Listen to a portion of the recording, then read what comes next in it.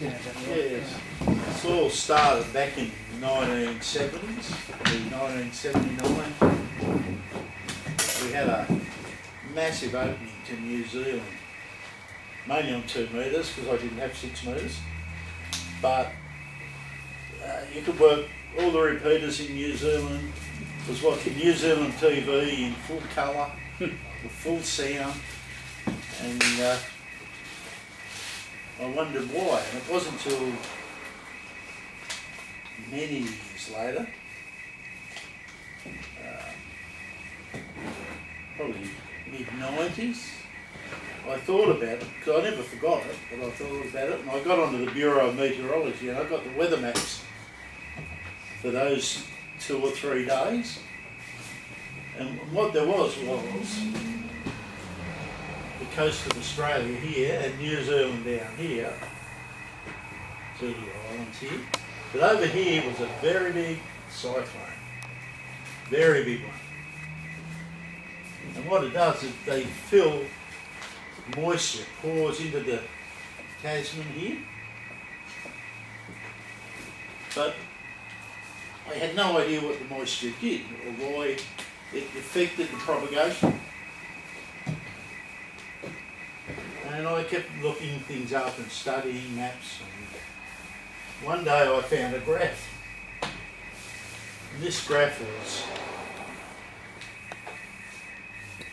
height up here and reducing temperature down here, going like from say 20 or 30 degrees down to -10, something like that. And the graph went up like this. And at this point here, it intersected.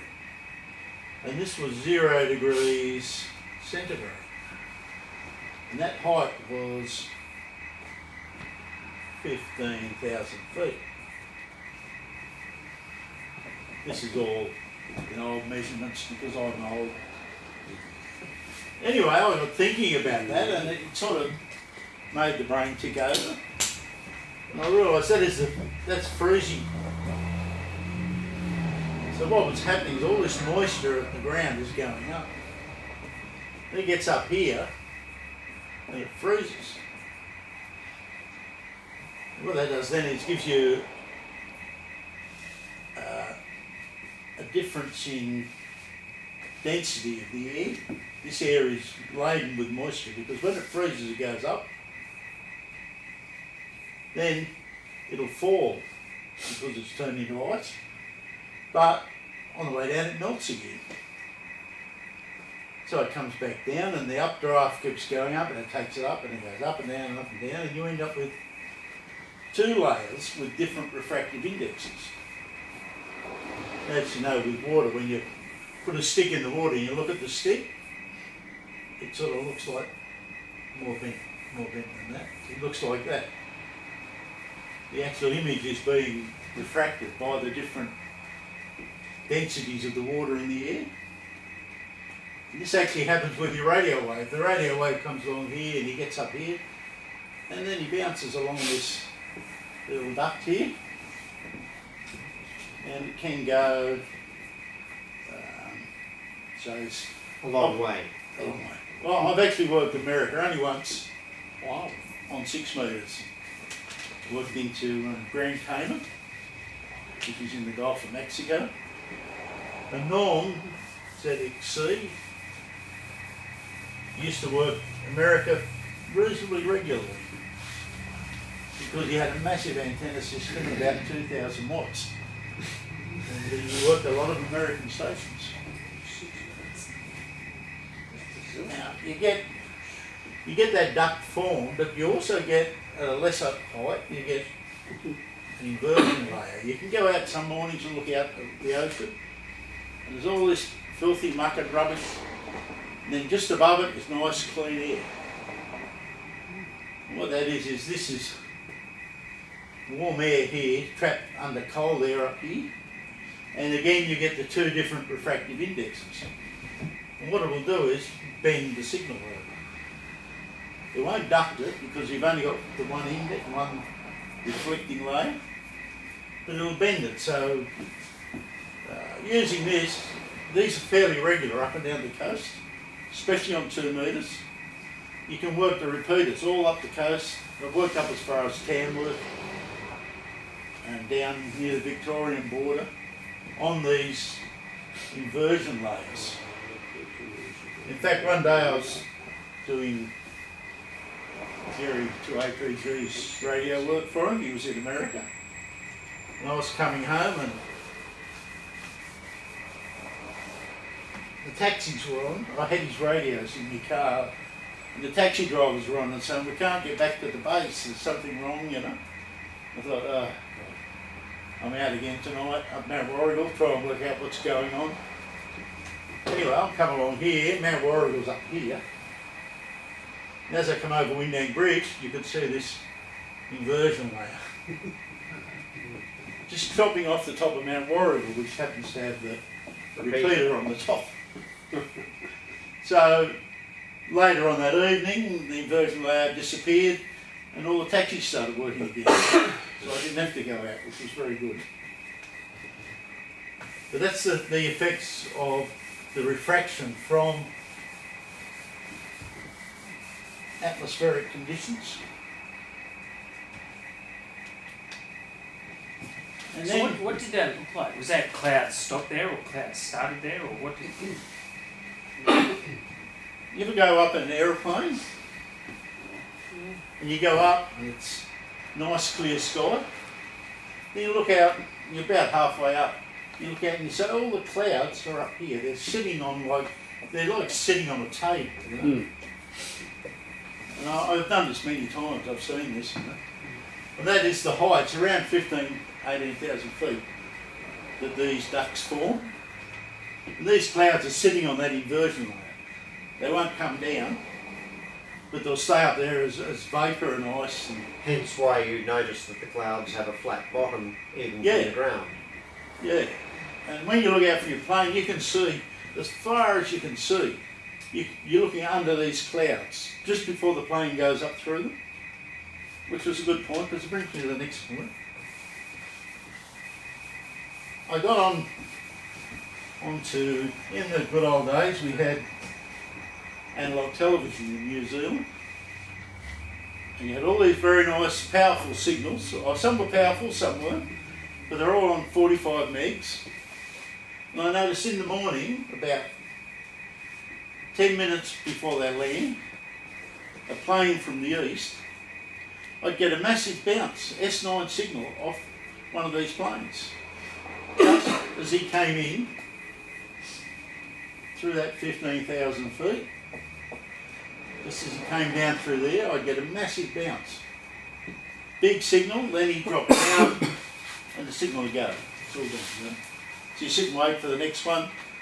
And I mean, I did this months and months, every morning watching these planes come down.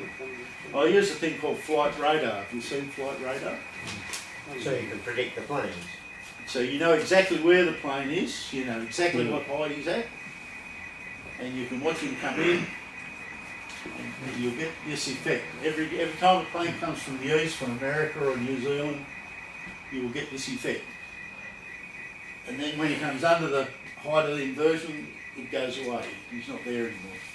But it's very useful predicting maybe later in the day, maybe it's going to open. The signal's up there. It's come all the way from New Zealand and it's up there. It won't come down, but it will reflect off a plane. And it's another effect.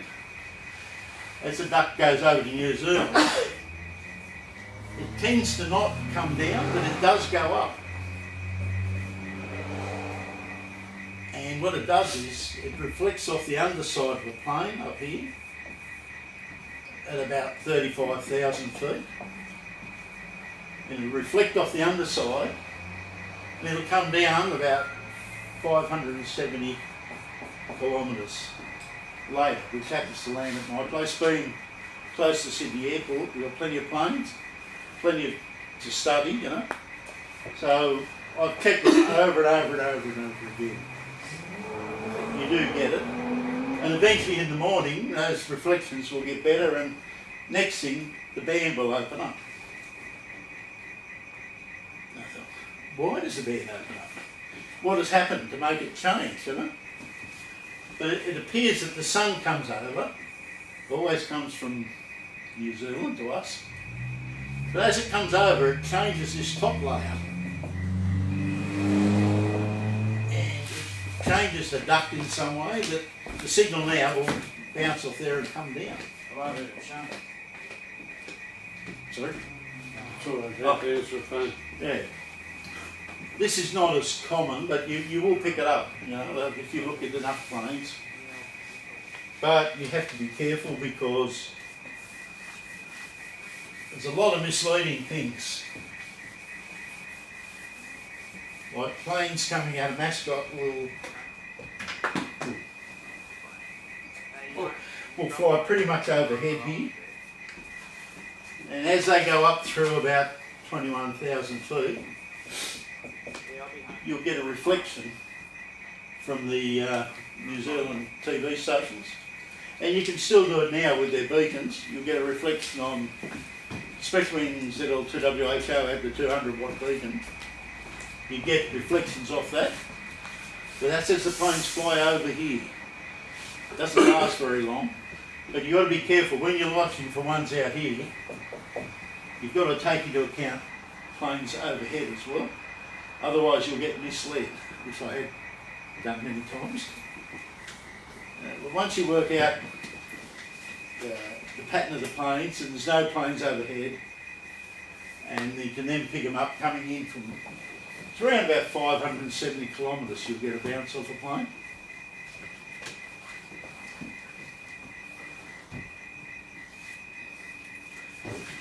With your duct, there's another thing I use, it's a line of sight calculator for radio waves.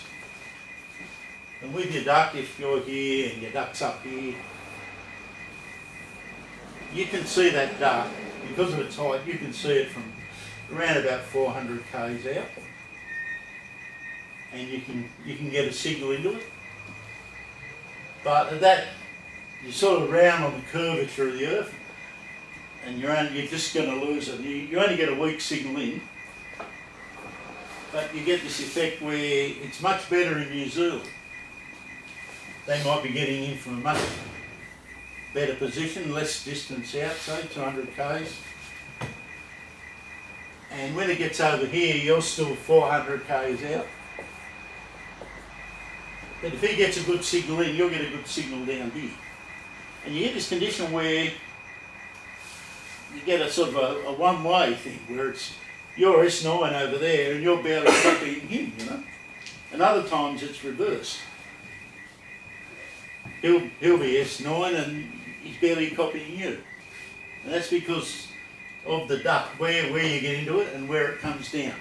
You've got to get a good signal in to get a good signal out. And you can see them on the weather maps when you see the Australia coast. Sometimes you can see, brings us to the next point, you can see a lot of this from the infrared radar maps. The infrared radar map is actually, it's colour coded. So you look for the colour, which is around about your 0 degrees, and you pick that colour, and it's a light bluey green sort of mixture. And sometimes you'll see it, it's like off the coast here a fair way. So you don't get a very good signal in, but New Zealand get a good signal in because it's closer to them, and you'll receive them much better than they receive you. But it can be vice versa, it can be the other way. But that 0 degree cloud is quite significant. In all your experiments, Mick, your antenna is obviously directional. Do you find that you'd have to move them up and down, or could you just keep them at one plane? Have you found better results by varying? Well, I did actually put on my 6 metre beam, I've actually put an elevator on it. You can turn it straight up and down if you want. Okay. But most of this stuff happens at angles of 1 and 2 degrees. Which is within the admittance of a Yagi anyway. Well, at that 2 degrees will take you about 300 to 400 k's and get you into a duct, you know. And I found most of the stuff you're looking at 1 or 2 degrees to pick it up. Are you using vertically or horizontally polarising? Or horizontal. Horizontal. I've got 5-element beam, horizontal, directional. So you haven't tried rotating the beam to see if there's rotation of polarisation or anything? Nah. I think you probably find similar effects, but I've only done all this with horizontal beams. Yeah, where was I up to? What's the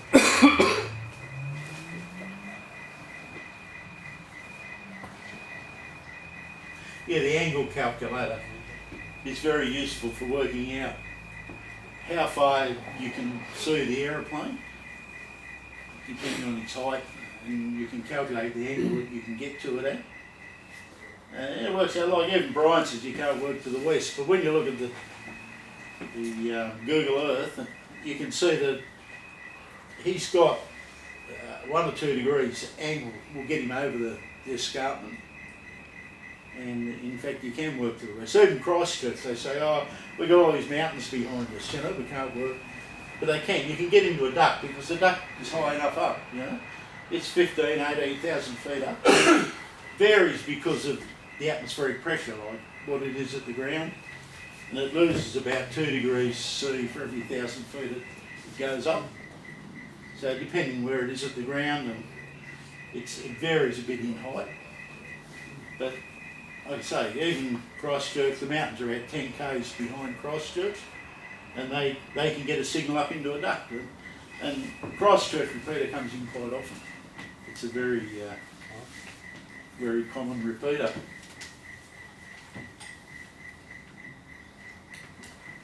So they're the main tools you want, is the angle calculator, your flight radar, and your we'll have a little look at maps.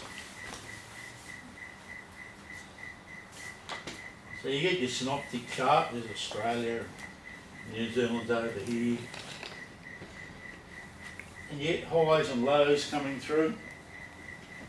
And you might have a low coming through here with a cold front on it, and a high disappearing to the east. He's going around here, bringing some warm air down from the Pacific down into here. As this cold front moves in, you get a wedge effect. This is the cold air, this is the warm air. So you'll get, the cold air comes in and it comes in under the warm air like a wedge. And as it comes in, it lifts the warm air up.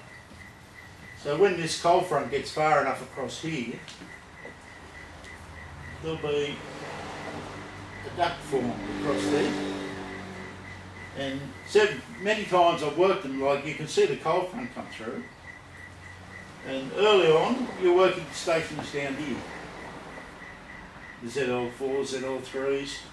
But through the day, as it comes over, they're usually at an angle and they move to the east. So they end up moving here. Then you start to work top of the South Island and bottom of the North Island. And depending how long it is and how far it goes, you end up working into the North Island. And that progresses through the day. As that cold front moves through and pushes its air up, you get an inversion layer up here where it starts to freeze. And that's just one mechanism that you'll get these ducts formed. Another one is troughs. You get a trough, might be a big trough, big low trough like that. Low pressures. But basically in the middle there, in here, it's all very calm. Because it's a trough, there's not much wind, and the sun takes the moisture up, and it'll form a trough up here, and you'll work up into VK4, up out to Longreach and places like that. They're just some of the instances. There's lots of things happen, but they're just some of the ones that you'll get propagation across, and you can look for them on your synoptic charts. And when you've looked at that, you can verify what's happening on your infrared chart. Another one I've noticed quite a lot, you get Won't be much longer, nearly enough. Right. You get Australia around here like this. As, Bit pissed. crap. As you've noticed the last couple of months, there's been several cyclones up here, up around the Broome area. And what they do is they whiz round and round and round and they bring all this moisture into the country, into the middle. And always happens a couple of days, 2 or 3 days after those cyclones, you start to get propagation up to here, up to up around Port Hedland and Broome and that. And it'll move over and you work Darwin and Alice Springs, and all from these cyclones. And that's, we've had 3 in the last couple of months, and every one of them has been followed by an opening to the inland. They're just things to look for. You know? Cyclones do big things. They move a lot of moisture, which gives you a lot of ducting.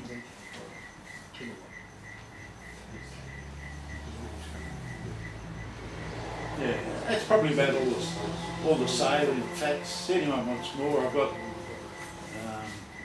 years and years of synoptic charts stored up and notes on them, what's happening. And I can email you those things I put in the magazine, and if anyone's interested in that. So to enter into this duct, the lower the incidence, like you're not going to get it straight above you. It's going to be the No, lower so the that's angle, another thing. bounces into it easier. Or That 1 or 2 degree angle is quite significant, you know. That's the angle you'll get a good signal into a duct.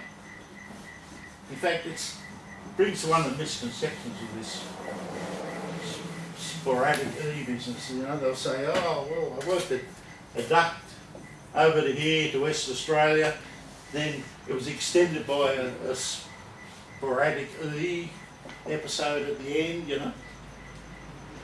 The problem is, your duct's up maybe 5 miles, 15,000 feet. About 3 miles. 5 kilometres it might be up. But his duct's up 80 kilometres. So they're trying to tell you that your signal came along here, and then all of a sudden it was shooting up here and got into an elevator off a sporadic E up here. You know? The angles are just too great to be feasible. So sporadic E exists, of course, but so you also the two things don't Interact. I don't think they give you the extensions that they claim they do, you know. And I think the sporadic E is, like it says, it's sporadic. You know, it might happen 1 in every 20 contacts. You might work 1, but most of the stuff you work on 6 metres. And that's another one to look for as you get New Zealand here. You get isobars formed across these fronts. As the isobars close up, you'll get openings on 2 metres and 432. So as the winds increase, you get. Yeah. It gives you a different pressure gradient, and I think it makes the duct height lower, and you get 2 metre and 432 openings. So you look for these isobars to be narrowing up. They'll start out wide and you'll work 6 metres, but depending what the atmosphere is doing, they'll close up and you'll work 2 metres, 432, and that's as high as I've got so far. Anyway, that's just an overview, like just to get you thinking along the lines. If you need more information, see. So- I'll give you more.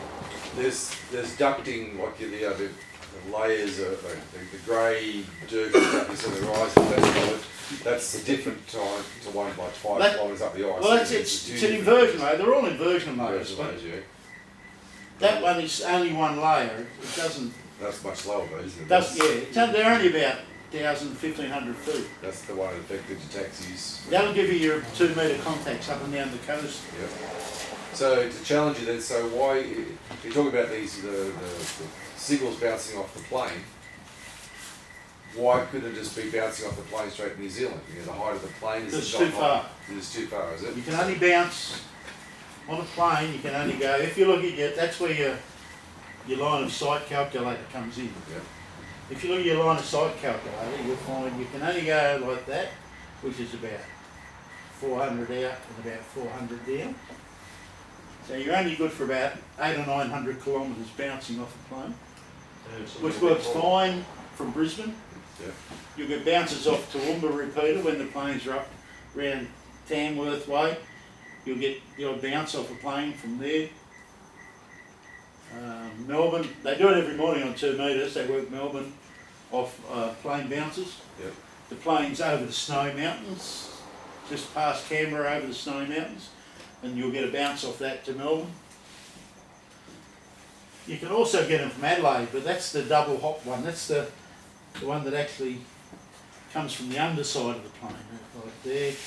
It's about 1200 k's to Adelaide there, and you'll have your inversion up here, your duct. The signal goes up and it goes along, then it bounces out the top. Your plane's up here somewhere, it'll bounce up off the plane and it'll come down here in the Illawarra somewhere. So you will actually, you see it every morning, I get regular pings off the Barossa Valley beacon before they closed it down. But they'd only be short pings as the planes went over. Yeah, maybe minute max, you know.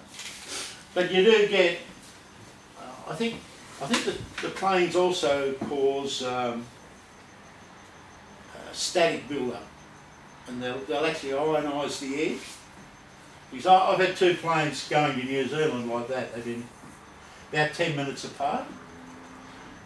And when this plane got in the right position, he opened up a signal from New Zealand.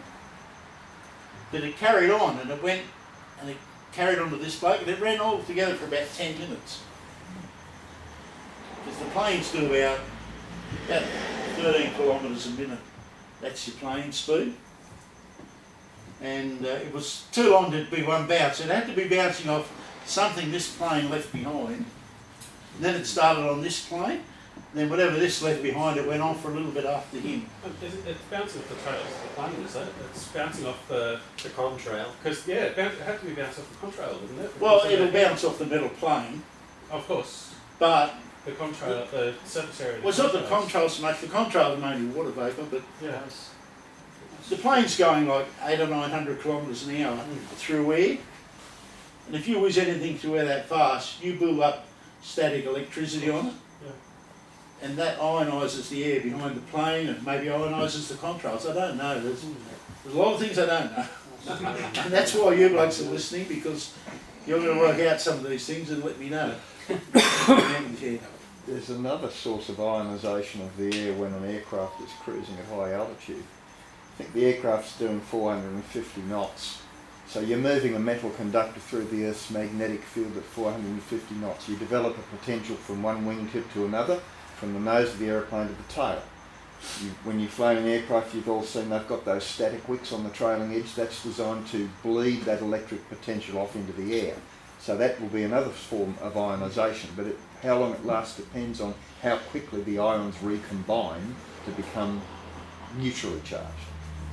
I think that charge will be much lower than the one generated by just rushing the plane through the air. Oh, friction. Stripping atoms through the air. Depends on the speed of the aircraft and the strength of the Earth's magnetic field at that particular point, which is variable, and of course, if the aircraft's flying along magnetic lines of force rather than cutting them at 90 degrees, then you're going to get different potentials. I don't know the extent of those potentials, so No, neither do I, but they No, put I static don't wicks on know. aeroplanes to get rid of it, so it's significant.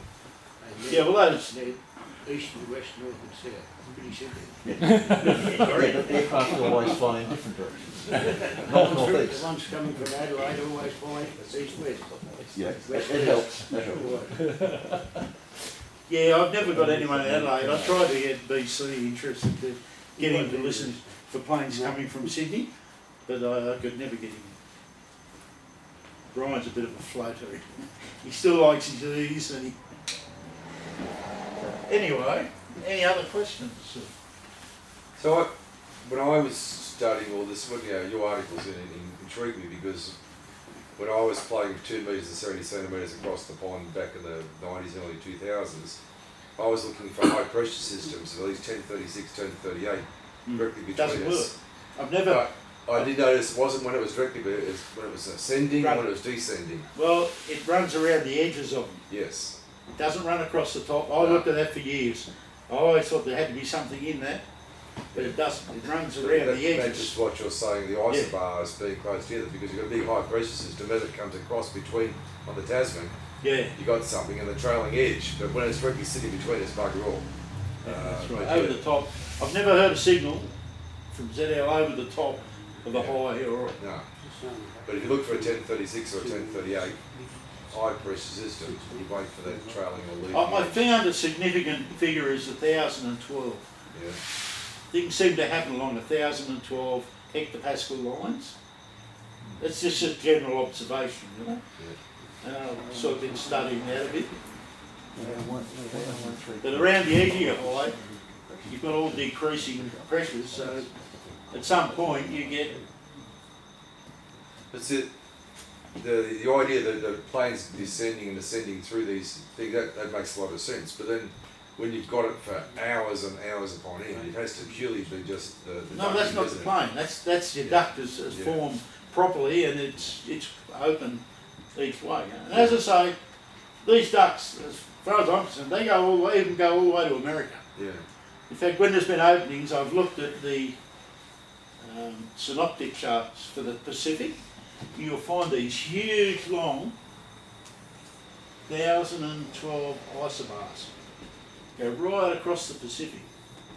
There are times when it's very calm and you get this pressure all the way across, you know. That's the other thing with E theory. Like you say, oh yeah, I'm in Australia and he's in America. There's E's in here, but the signal's instantaneous. It zaps across there in no time. But in Earth time, they've got totally different conditions.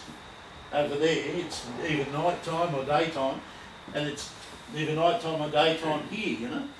See, you're not going to have the same E layer and E layers and F layers and that, because there's different times of days, you know. The signal's instantaneous, but the layers aren't, because they're based on the time of day.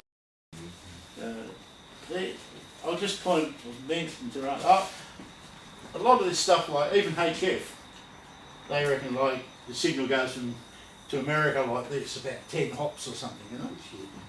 I could be some, but a lot of it I believe it actually goes through this layer, or through the ionosphere.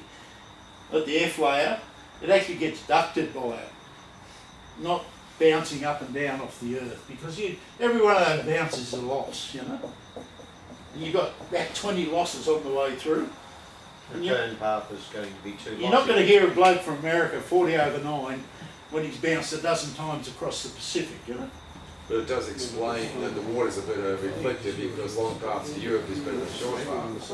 There's more water between us, so that's why long path has always been better from Australia to Europe. Because Earth rim is better. Not a big HF Yeah. person, you know. I do it when there's nothing else to do. But you've got to get a good bounce off your ionised layer as well, you know. Otherwise you've got a loss. And but that's only something of current thinking. I haven't sort of done much on that yet.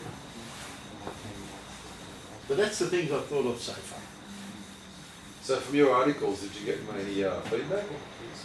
Anyone challenge, feedback, talk, No. comment? No, nothing. Yeah. Everyone is died in 1910 technology, you know. That's how it all worked in 1910. That's how it's got to work now, you know. Those arms still work. They'll still work, yeah. Okay. Yeah. So you do this, you were saying the 5 element, Yeah. just the one. It's funny, yeah. How much power are you on? Only 50, 60 watts. Yeah. See, once you get a duck, you don't need much power. I've worked blokes in New Zealand who are under 2 metre whips sitting on the table, you know. I've used my FT203R handheld, the rubber ducky, in my backyard and talked to New Zealand feeders. Yeah, you know, once you've got a good duck, you don't need much power. This is why I think when you work these Americans and they're 30 over 9, I mean, they run a lot of power, but they'll give you good reports too, you know. Yeah, in America you can run a lot of power. Yeah, that's right. But Too, if you want. Stop it. Got enough hoops to jump through. anyway, any more questions? So, how much of this is actually based on weather effects along the coastline versus inland? Because I feel like, I don't know, maybe it's my lack of experience with this sort of thing, but I feel like you get better ducting along the coastline down here in Wollongong than I get up in Picton. Yeah, Because because an experience thing, or is that a Western thing? no. So what you get too is if you got a mountain, I'd say that's your escarpment. Yeah, it's a fairly accurate representation of it. Yeah, well, but what you get is it can be very cold up here. Yep. But the cold air falls. It's like in a valley. The cold air all falls into the valley. The valley's bloody freezing, you know. And you get that. The cold air forms, comes down, and the warm air goes up here, and you get this inversion layer. That's one form of inversion. There's probably a lot of causes for it, but it does favour the coast. And when you look at your infrared map up the coast, if you look very closely, you'll see this very light grey cloudy follows the coast up. And I think that is your inversion layer. You can actually see it on the infrared weather maps. But it doesn't go inland much. In fact, sometimes you'll even see like that gap up the coast, you know, there'll be a gap. It doesn't go inland very far. The inversion layers themselves are quite defined actually. Two instances I experienced, followed it. When we used to play this VHF UHF in New Zealand, there was myself and Peter VK2BZE. Now I was in Fremantle and he was in Mount Pleasant, so he was about 700 feet higher than me, using the same phased arrays, using the same power, same radios. Sometimes he would be getting New Zealand, I couldn't hear shit. Other times I'd be hearing it beautifully and he wouldn't hear shit. Yeah. Same at Knights Hill, when our Wind TV, we used to pick up the Sydney stations off air. Mammoth signal from Sydney up at Knights Hill, huge signal. You can But see we had antennas at ground level and antennas at 200 feet level to pick up the Sydney stations. And normally, normal day, it was 60 dB over, whatever, so huge signal strength coming in. But those inversion layers, you could actually, from the antenna at ground level to an antenna at 200 feet difference, with a whopping signal from Sydney, the top antenna could totally lose Sydney. All of a sudden you're picking up Tamworth, Taree, Brisbane, the bottom antenna is still picking up Sydney, 200 feet lower, and swap it around. And So you get that with New Zealand too, with the when they had the analog TV, they would have might be a 50 watt translator here. Up here, 100 k's up the coast, there's a 100 kilowatt station. But you'd be able to pick this one up, but you couldn't pick this one up. Yeah. And that's because your duct can be very narrow. And 100 kilowatt could have been 1,000 feet higher too. Yeah, Yeah. but you won't pick it up. But I've picked up 50 watt translators, you know. And I use, you knew that from the frequency looking up there. yeah, I use Digipan. Digipan is very good for that. And there's even to those spectrum analysers, but they're very good for picking the frequency of TV stations and that, especially when they're very close together. Sometimes they're very hard to pick, you know. But with Digipan, you can pick them out, and you can work out that you're hearing this, not this one, because they don't identify this. This video carrier just runs all the time. But there's a million ins and outs to it, you know. And needs more people studying it. Right, kid. Yeah. Anyway, let's as much as I can remember. Okay. Thank you very much, Mick. Thank you very much. So Mick's here for the night, so if you want to interrogate him a bit more, Yes. have a cuppa. Tea and coffee, biscuits and stuff are in the kitchen. Come and help you.